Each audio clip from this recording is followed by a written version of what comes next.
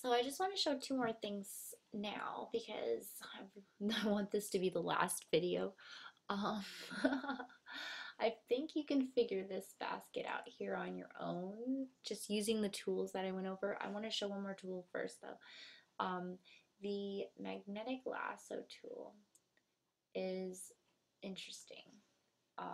It sticks to areas of contrast, and you can either click or just let it do its own thing by following the outline of the object. And I think I should do that again, zooming up close. Just get a little closer. Oops. Grab my hand tool, hand over there. Yeah, that was a really bad job. So I'm going to control the select and grab my lasso tool again. Um, So click, and yeah, if you click, you can force it to go where you want it to go, or you can just let it make its own little anchor points as it follows along the contrasting edges. If you're zoomed up, it seems to do a better job um, than if you're far away, and it helps to click, I think. Click, click. Yeah, if you click, you have more control.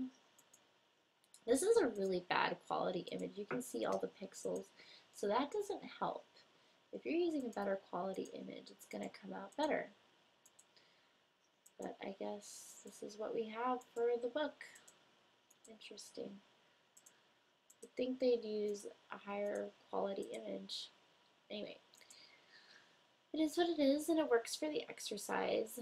So that is the magnetic lasso tool. At this point, you could play around with the refine edge tool. The shortcut is Control Alt R or Control Option R, and yeah, I love playing around with this. But anyway, cancel. I'm not gonna do it right now. It's your decision. It's probably good enough. So grab the move tool V, move it over.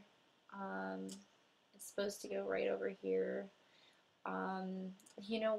One thing about this exercise that drove me crazy is that usually I put all of these objects on a different layer. But as you can see in my layers palette, they're all in the same layer. So once I deselect, I can't move this thing. Layer is locked. I'm sure you might have noticed it by this point in the exercise. I do not recommend doing it this way, but I understand why they did it this way because they don't want to introduce layers quite yet. But the fact of the matter is that they did introduce layers in chapter 1. So anyway, but for now, it's there, it's stuck. If I want to move it, I have to use my history panel and go back in time. If I go back one step, then I have my selection again, so I can move it. That's cool. What else? Oh yes. So I'll let you move that basket on your own. I'll just do it really fast. Okay, so I went ahead and selected the basket and moved it. I just did the, whatchamacallit, what I did with the basket over here, the rectangular marquee, and I used my wand tool to subtract the white areas. Really, really easy.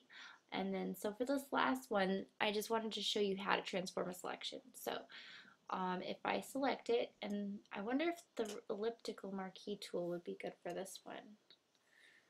Yeah, sort of.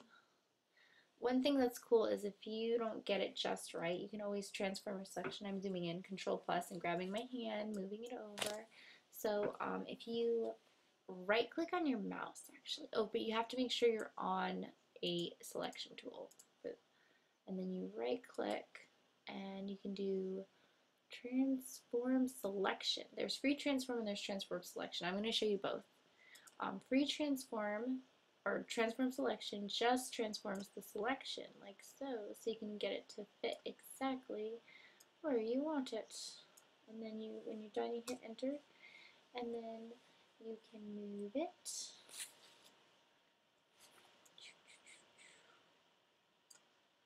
Like so.